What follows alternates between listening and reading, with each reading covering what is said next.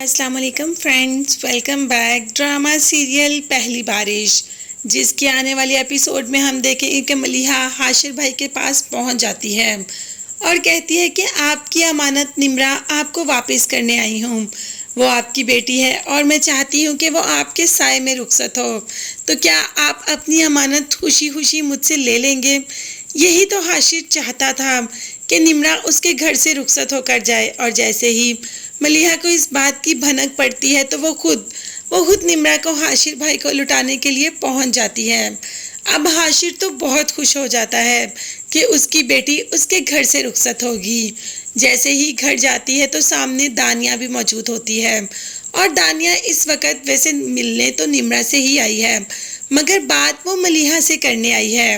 نمرا کو تو یہاں سے چائے بنانے کے لیے بھجوا دیتی ہے اور پیچھے سے اپنی ساری کڑوی کڑوی باتیں ملیحہ سے کر لیتی ہیں کہ اپنی ایک لسٹ بناؤ جس پر ان لوگوں کے نام لکھو جو تم سے شدید نفرت کرتے ہیں، اور جو سب پہ ٹاپ پر نام لکھو وہ میرا لکھنا، کیونکہ میں تم سے بے انتہا نفرت کرتی ہوں۔ اب نمرا جو کہ یہ ساری باتیں سن رہی ہوتی ہے اور وہ یہ بھی جانتی ہے کہ یہاں دانیہ کسی نہ کسی کام کی وجہ سے آئی ہے، وہ ایسے صرف نمرا سے ملنے تو نہیں آ سکتی، وہ ملیحہ سے بھی کوئی نہ کوئی بات کرنے ضرور آئی ہے۔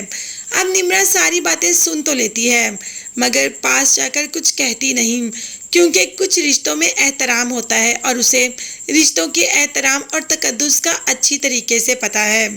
اب دوسری طرف دانیہ تو اس رشتے سے خوش نہیں، یہ تو ہم شروع سے ہی جانتے ہیں، مگر اس رشتے سے خوش تو بہزاد کی ماں بھی نہیں۔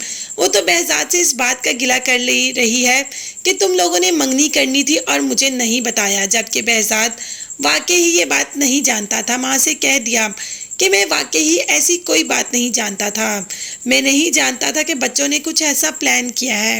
خیر جو بھی ہے، تم لوگوں کو مجھے بتانا چاہیے تھا۔ ویسے ماں اس وقت تو بالکل صحیح بات کر رہی ہے۔ اب ملیحہ جیسے ہی دانیہ سے فارغ ہوتی ہے تو وہ سیدھا ڈاکٹر پر چلی جاتی ہے، جہاں پر ڈاکٹر اس کو بتاتے ہیں کہ اب اس کے پاس ٹائم ہی بہت کم ہے، کیونکہ اس کو کینسر ہے اور اس کی زندگی کا کوئی پتہ نہیں۔ بھئی ابھی تو ملیحہ نے اپنی زندگی جینا شروع کی اور ابھی ہی اس کی زندگی اس کو دھوکہ دینا شروع ہو گئی۔ اب ملیحہ کیا کرے گی؟ کیا اپنی ان تمام باتوں کا ذکر نمرا سے کرے گی؟ مگر چھپائے گی بھی تو کب تک چھپا سکتی ہے؟